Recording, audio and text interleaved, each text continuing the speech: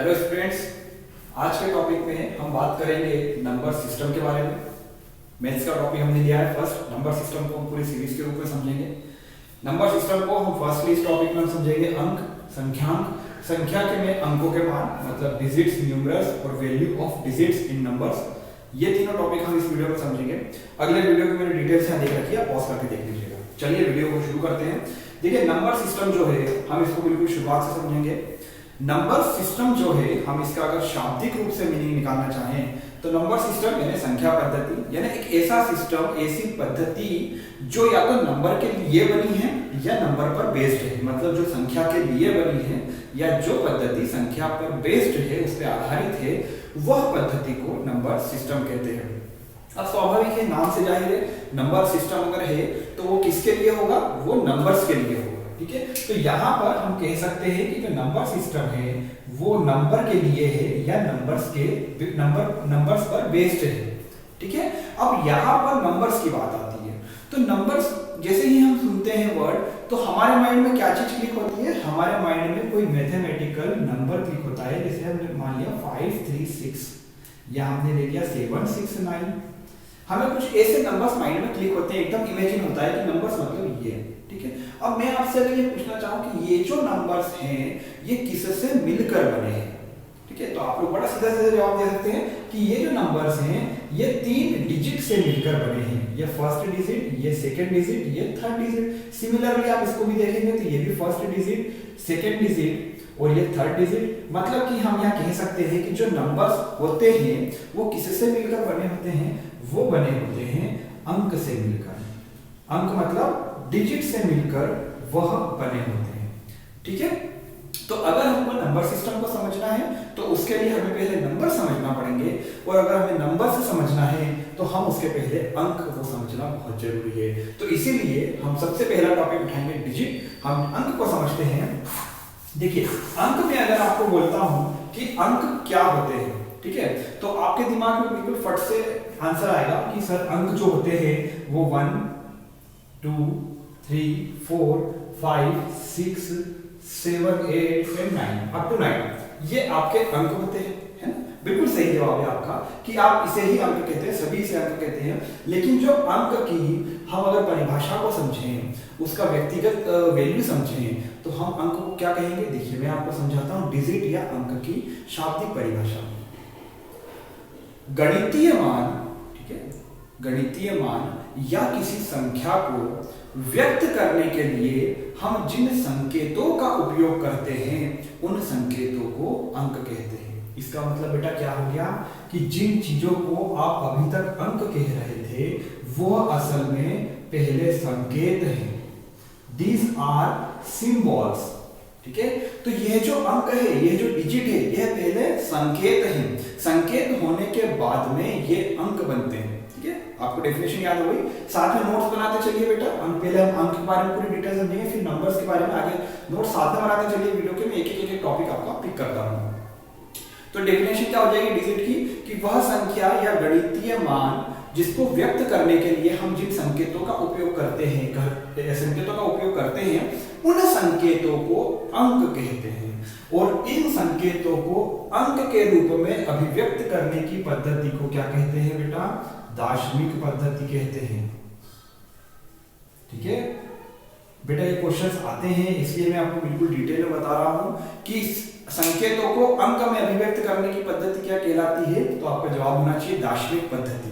ठीक है, वहां नंबर सिस्टम में संख्या पद्धति नहीं आएगा, कंफ्यूज मत होना। ठीक है, यहां तक हमने अंक समझ लिया कि ये सब सिंबल्स हैं और हम इनका अंक के रूप में इनको अभिव्यक्त करते हैं। ठीक है, जैसे हमने बोला कि ये सिंबल है ये वाला, ठीक है, ये सिंबल है, ये क्या है? तो हम कहेंगे ये 4 अंक है। ये कौन सा अंक है? ये 4 अंक है। ठीक है, फिर हम बोलेंगे ये कौन सा सिंबल है? तो आप कहोगे इट्स 8 डिजिट। तो ये सिंबल है जिनको हम अंक के रूप में अभिव्यक्त करते हैं। आगे चलिए हम देखते हैं संख्यांक। तो मैंने आपको बताया था कि संख्यांक, थोड़ी देर पहले मैंने बताया था कि जो संख्यांक होते हैं या जो संख्या होती है, संख्यांक या संख्या या नंबर्स या न्यूमरल्स, ठीक है, ये एक ही चीज है। ये क्या होते हैं? तो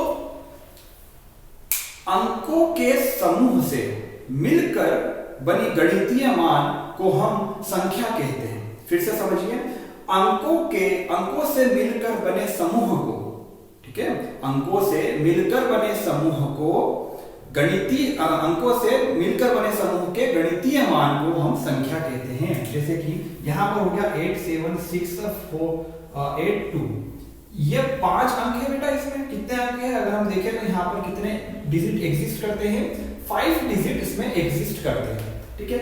और ये जो 5 डिजिट्स हैं ये आपस में मिलकर क्या बनाते हैं, यह एक नंबर बनाते हैं, ठीक। तो हम क्या कहेंगे, अंकों के समूह, 5 अंकों के समूह है ना, यहाँ पर 5 अंक है, तो हम इसकी परिभाषा कह सकते हैं अंकों के समूह के गणितीय मान को हम संख्या कहते हैं।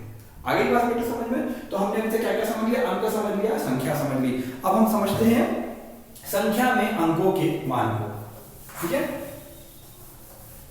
तो यहां पर अगर हम देखें कि जो संख्या में कोई सा भी नंबर हो उसमें अगर हम अंकों के मान की वैल्यू की बात करें तो उसको हम 2 पार्ट में डिवाइड करते हैं।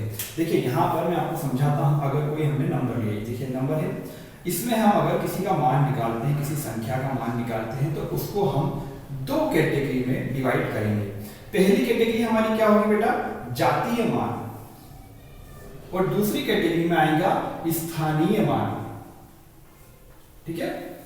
जातीय मान और स्थानीय मान, तो जातीय मान को हम इंग्लिश में क्या कहेंगे, फेस वैल्यू, और स्थानीय मान को हम क्या कहेंगे, प्लेस वैल्यू। ध्यान रखिएगा, फेस वैल्यू, प्लेस वैल्यू मैंने लिख रखा है बकायदा नोट्स में, बताते चलिए।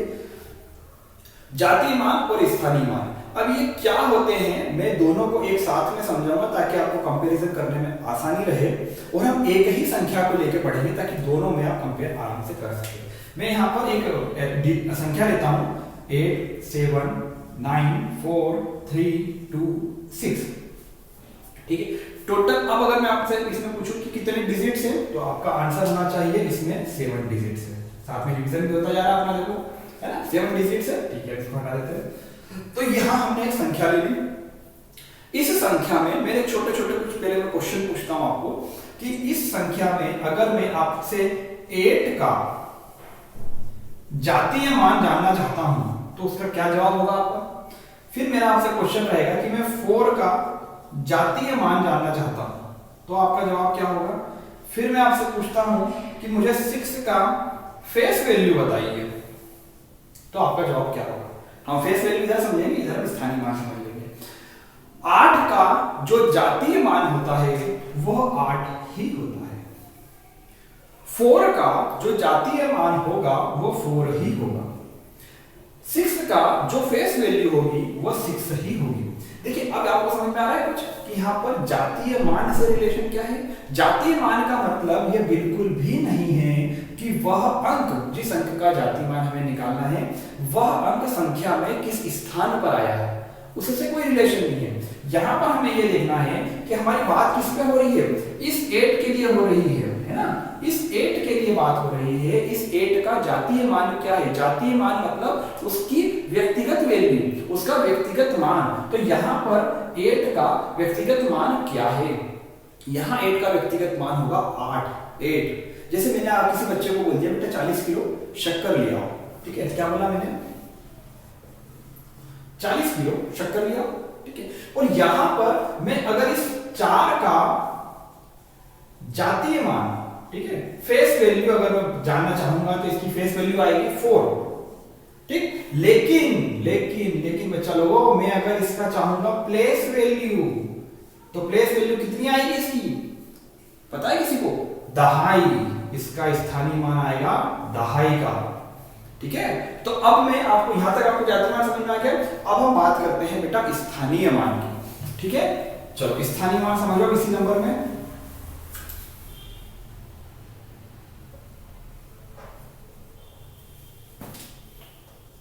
चलो यहां से हम शुरू करते हैं। हमारा ये इकाई का प्लेस होता है, ठीक है। तो इकाई का प्लेस, 2.5 का प्लेस, सैकड़ा,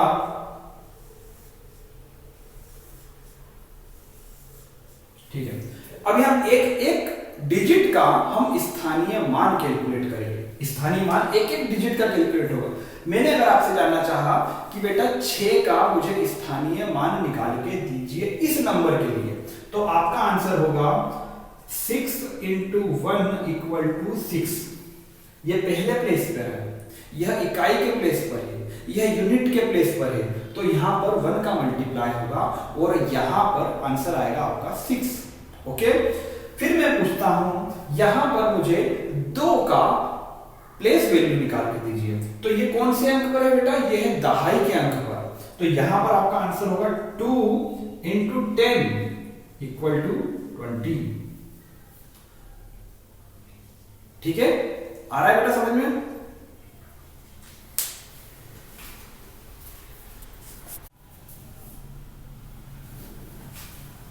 ठीक है, तो यहां पर आ गया आपका 20, मतलब 2 का स्थानीय मान आपका क्या हो गया बेटा 20। वहीं पर अगर हम 3 का स्थानीय मान की बात करें तो 3 × 100 मतलब 300। इसी तरह से हम आगे बढ़ते हैं, मैं फटाफट बढ़ जाता हूं। देखो 4 × 1000 = 4000, देन हम जाएंगे 9 × 10,000 90,000, फिर 7 × 1 लाख 7 लाख, और लास्ट में आएगा बेटा 8 × 10 लाख।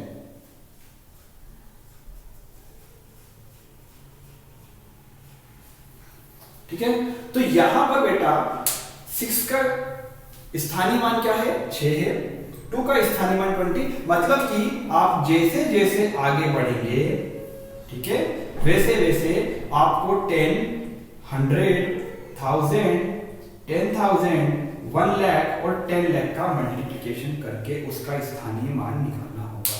ठीक है, अब यहां पर बेटा एक बहुत ही एक डाउटफुल क्वेश्चन बनता है। देखिए यहां पर यूनिट डिजिट क्या है 6।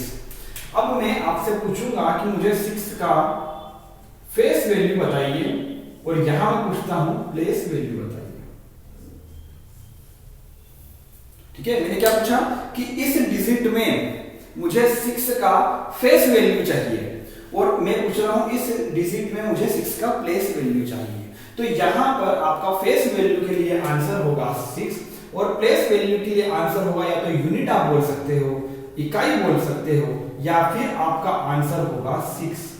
देखिए ऑप्शन देख के आपको सिलेक्ट करना पड़ेगा कि क्वेश्चन किस पैटर्न पे पूछा गया है।